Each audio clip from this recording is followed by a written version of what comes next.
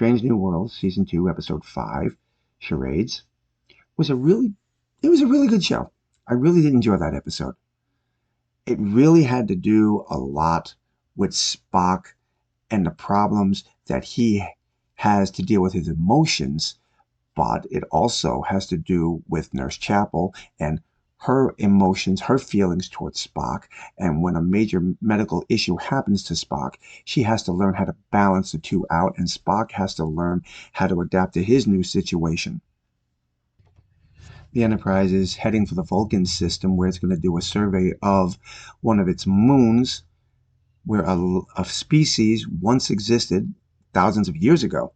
And for some reason, they vanished without a trace, leaving behind a civilization or evidence of a civilization. But also, long-range sensors have detected an energy anomaly that's above the surface of the planet. Nurse Chapel is studying for an internship, a 2-month internship at the Vulcan Science Academy, and the rest of the crew seems to be relaxing because the captain has ordered the ship to take it at sub-impulse speeds through the system so they can just take a nice leisurely ride. Spock is trying to adapt to the crew, trying to get a handle on his feelings, his emotions. He's becoming interested in cooking with Pike. He also sits at the crew lounge with the bridge crew, relaxing. They're having a good time, laughing, and he's just sitting there trying to figure out what they're laughing about. Lon wants to know why Chapel is not asked for Spock's help, considering this is the Vulcan Science Academy and it's a Vulcan test she's going to be taking to get this 2-month intern. And Erica is like, well, come on, you know the reasons why. And Chapel just refuses to accept the fact, or not accept it, but just doesn't want to acknowledge the fact that she loves Spock. Next thing we see Chapel, the Doctor, and Spock in the turbo lift, and Chapel pokes her head over or in front of the Doctor to look at Spock. Spock doesn't acknowledge her. He leaves the turbo lift as the Doctor shakes his head like, you don't know what you're missing.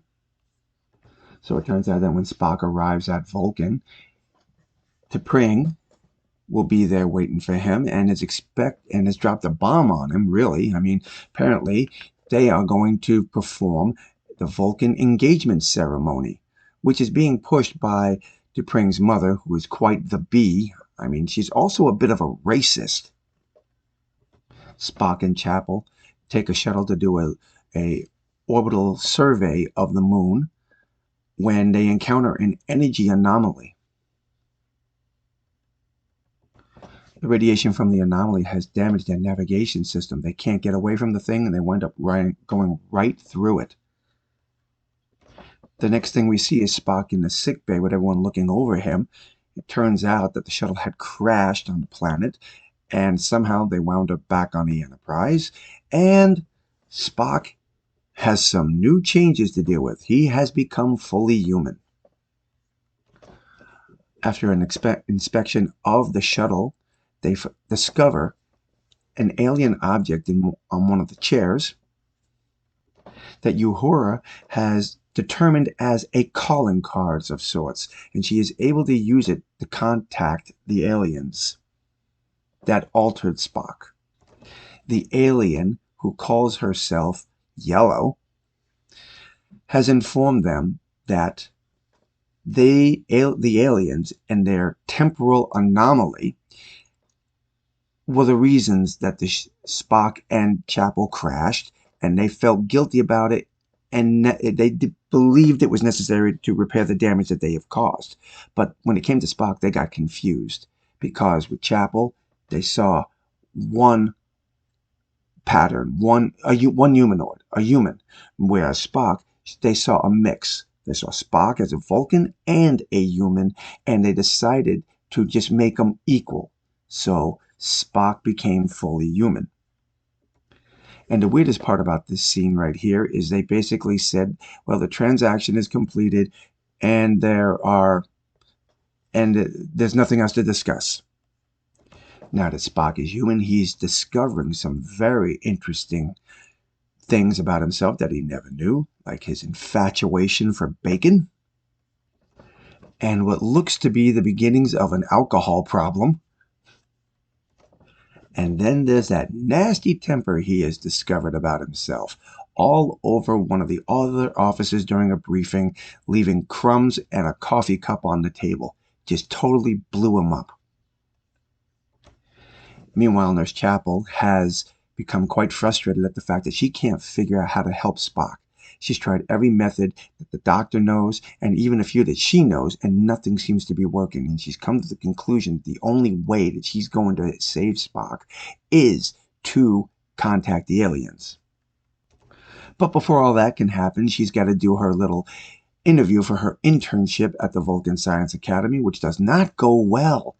The Vulcan at the Science Academy is just obnoxious to her, thinks her feces is her report is wrong, totally illogical, and just filled with so many errors.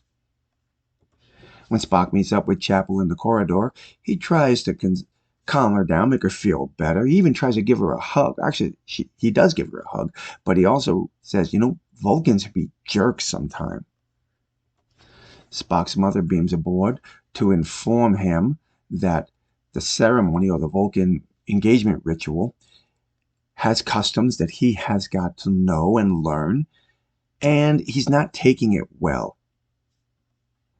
So apparently the ceremony has been delayed and postponed several times because of Spock's schedule in Starfleet, and D'Pring's mom is getting royally tired of it. So Spock's mom is convinced D'Pring and her family to have the reception, or the wedding ceremony, on the Enterprise tomorrow. And it's news that Spock is not happy about. He just explodes. He tries so hard to control it, but he just can't. He explodes. And then his mother finally finds out he's human. So now the effort is going to be to teach Spock the ceremony, and at the same time teach him, and this is the part I love, they're going to teach a Vulcan how to be a Vulcan, because apparently transforming into a human has altered his ability to remember what it's like to be a Vulcan. He's got nothing but human emotions now.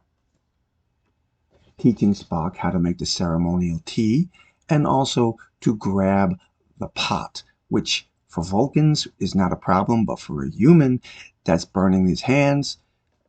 But his mom teaches him how to grab onto a steaming kettle with her bare hands.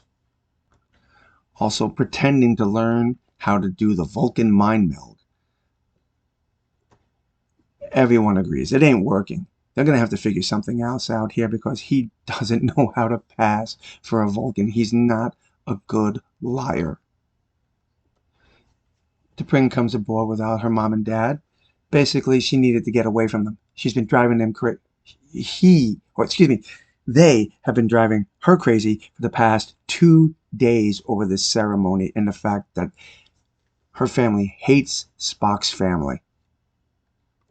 Now, as I said before, T'Pring's mom is a real bee. She is very sarcastic towards Spock and toward Amanda.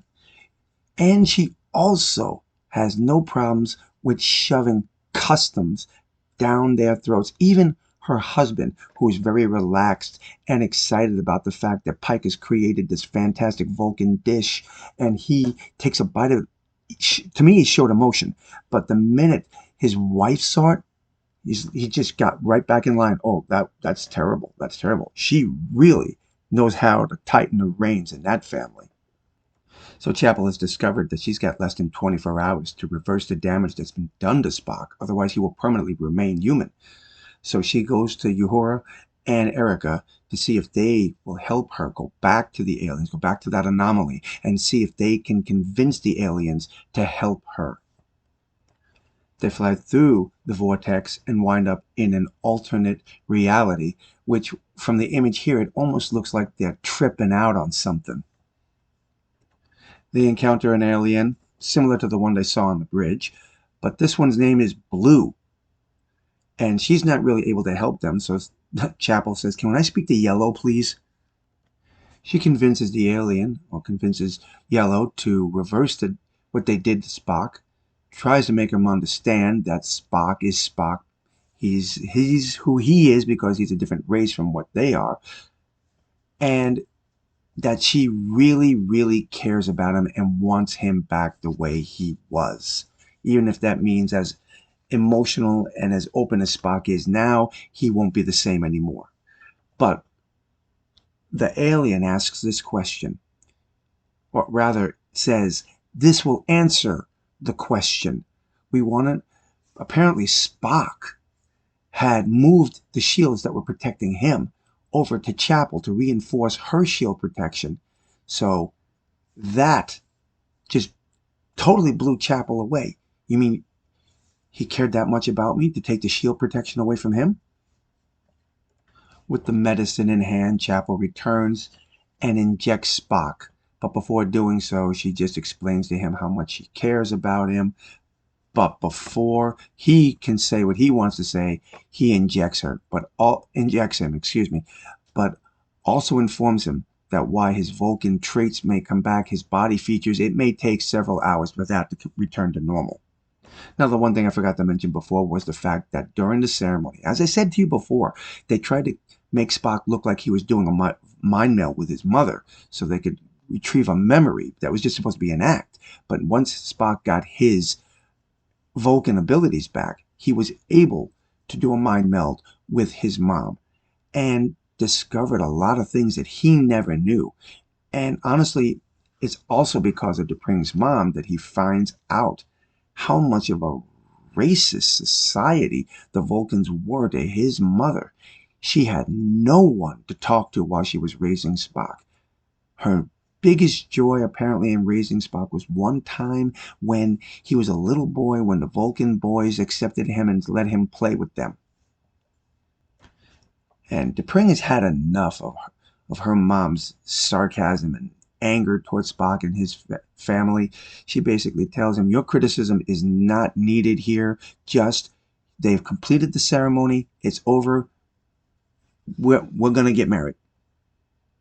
Unfortunately, because of all this, Spock is now taking a long break from T'Val, because she feels like after all the time they've been together, all the experiences they've had, and all the time she said she wants to experience human emotions with Spock, he still didn't trust her with this problem. So she thinks they need a break. Oh, and in case you were wondering whether she got the internship or not, no, she didn't. No surprise there. But before the conversation ends, she pretty much tells him, hey, I just fixed Spock up with another dimensional being. I traveled across dimensions to save Spock. And you're missing out, your loss, my gain. If you want to know more about it, read it in a paper I'm publishing later this year. And then, of course, we have our ending where Spock and Chapel are getting together. And that is the episode Charades. So, tell me what you think about this episode. Do you think it was good? There's a lot more to be said here as far as I'm concerned. And believe me, I will be addressing some issues in my next video. But for right now, I'm going to end it right here, and I would like to hear your thoughts, your comments. So, as usual, comment below. Let me know what you think, my friends. And until the next time, God bless.